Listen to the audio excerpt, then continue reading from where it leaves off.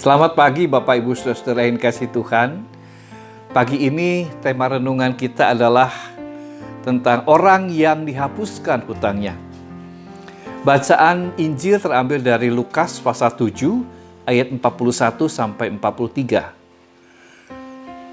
Ada dua orang yang berhutang kepada seseorang pelepas uang. Yang seorang berhutang 500 dinar, yang lain 50. Karena mereka tidak sanggup membayar, maka ia menghapuskan hutang kedua orang itu. Siapakah di antara mereka yang akan terlebih mengasihi dia? Jawab Simon, "Aku kira dia yang paling banyak dihapuskan hutangnya." Kata Yesus kepadanya, "Betul pendapatmu itu."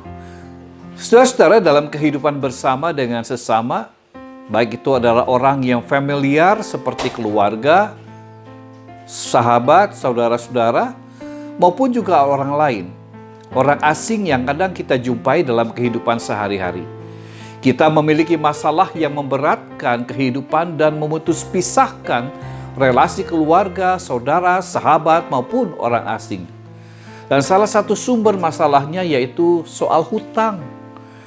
Baik berhutang di antara sesama dalam keluarga kita sendiri, kita berhutang di dalam bersama dengan saudara, dengan sahabat kita sendiri. Juga berhutang kepada orang asing yang sekarang banyak menawarkan hutang online. Yang perhitungan bunganya semau-maunya sendiri. Dan jika kita terlilit hutang model seperti itu, sulit sekali keluar dan perlu bantuan dari pihak lain yang mau menolong. Saudara-saudara, mengapa orang sampai terpaksa berhutang? Ada berbagai alasan. Misalnya saja dalam model keluarga Israel kuno. Seorang ayah atau suami adalah tulang punggung perekonomian keluarga. Dan ketika ia meninggal atau kena musibah yang mengakibatkan ia kehilangan pekerjaannya, maka perekonomian keluarganya juga jatuh. Istri yang menggantikan peran suaminya. Ia terpaksa berhutang kepada orang lain, selain ia bisa menjadi hamba dari orang lain itu. Atau panen gandum yang gagal. Itu juga dapat menyebabkan kemiskinan dan para petani terpaksa berhutang kepada orang lain. Apapun alasannya, mestinya berhutang adalah jalan yang tidak dikehendaki atau jalan terakhir dan terpaksa dilakukan dalam mengatasi masalah ekonomi diri dan keluarga. Kondisi orang yang memiliki hutang adalah beban yang dipikul.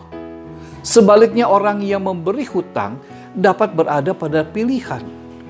Mereka punya pilihan yaitu terus menagih hutang yang belum tentu bisa dibayarkan juga menjadi beban bagi dirinya sendiri. Sampai kapan uangnya bisa kembali? Mampukah ia mengembalikannya? Ini pun menjadi beban bagi dirinya. Saudara, bagi Yesus yang utama adalah rekonsiliasi, pengampunan dan pendamaian di antara sesama manusia. Dan rekonsiliasi hanya akan terjadi ketika ada kasih, dan dalam kasih yang dimaksudkan di sini adalah keadilan.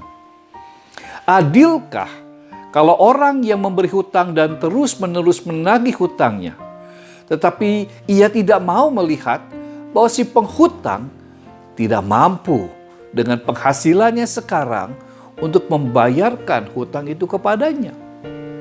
Hatinya tentu tidak akan bebas dari kecewa, marah, dan akibatnya juga relasi dengan sesama menjadi terputus. Dan sebaliknya, yang berhutang tidak mau membayar hutangnya. Walaupun ia mampu untuk membayar, dan ini pun juga menjadi beban buat dirinya. Beban ketidakjujuran.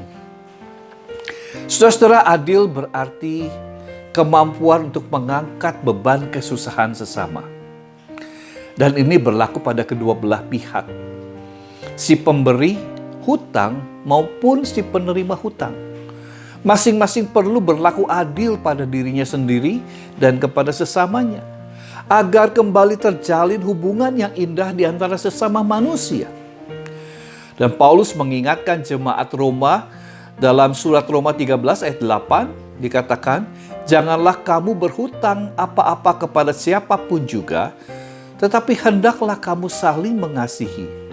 Sebab barang siapa mengasihi sesamanya manusia, ia sudah memenuhi hukum Taurat. Saudara-saudara, biarlah kabar baik dari Tuhan membebaskan kita semua dari beban kehidupan kita, termasuk soal hutang. Tuhan memberkati. Amin.